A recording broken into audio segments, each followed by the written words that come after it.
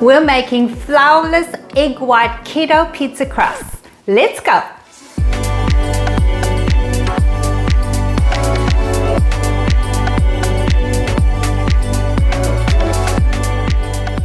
Hi, I'm Mel and welcome to my channel. I'm so excited to show you this recipe today.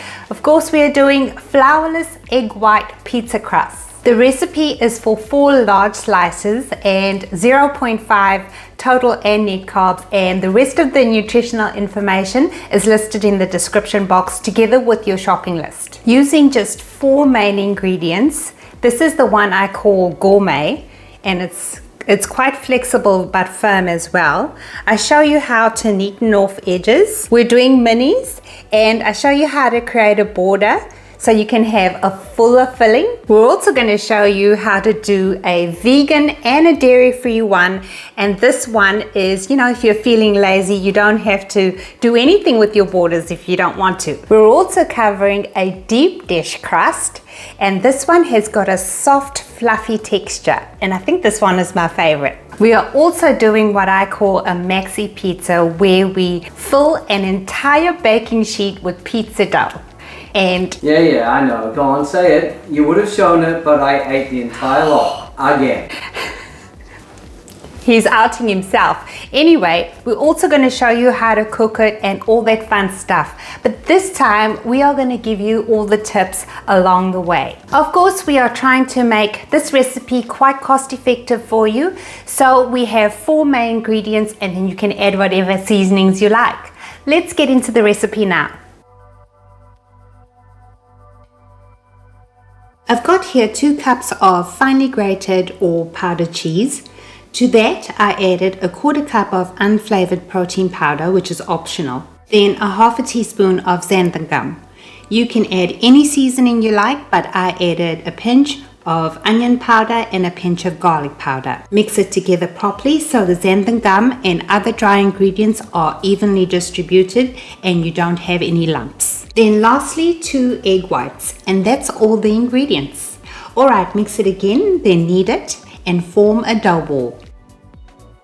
Roll it out between 2 sheets of baking or parchment paper, and I did mine to about 1/4 of an inch thickness for a gourmet style pizza.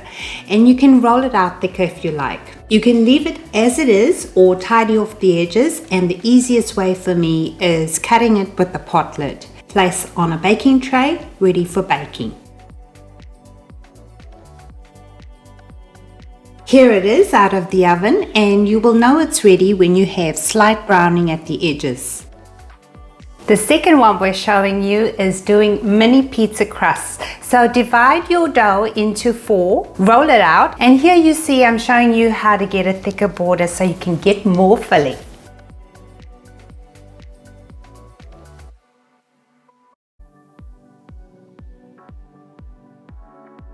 I found that the bake time is only slightly shorter than a normal sized crust, but you know it's ready when you have slight browning on the edges. Here you see I'm preparing a full baking tray sized pizza.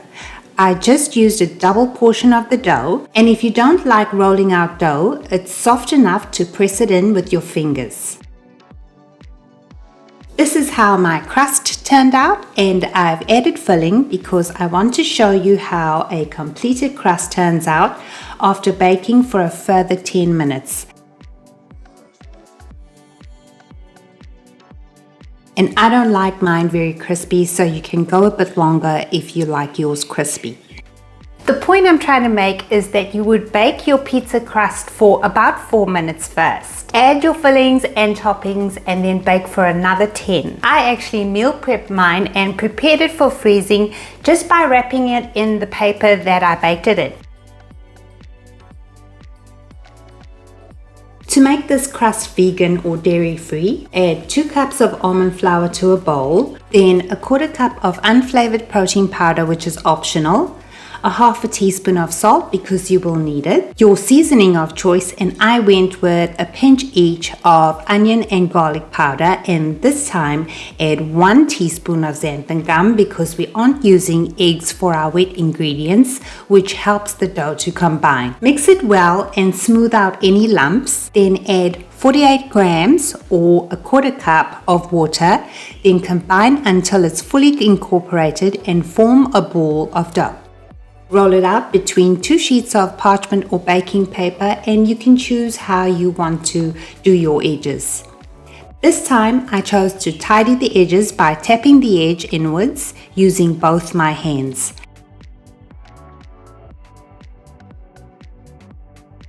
I forgot to do this before I baked it, but do dock it by poking holes with a fork to allow the air to escape, and also brush with melted butter to prevent it from drying out.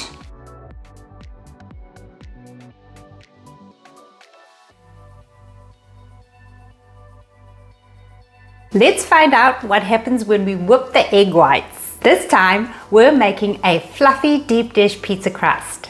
I have the same dry ingredients prepared with the grated cheese, and to a bowl I added 2 egg whites and a pinch of cream of tartar and whipped to stiff peaks. Then I folded the egg whites in a little at a time and got a crumbly texture. Using a silicone cake tin, I pressed in the pizza dough just using my fingers, then smoothed with a flat cup and docked it by poking holes with a fork to minimize bubbles.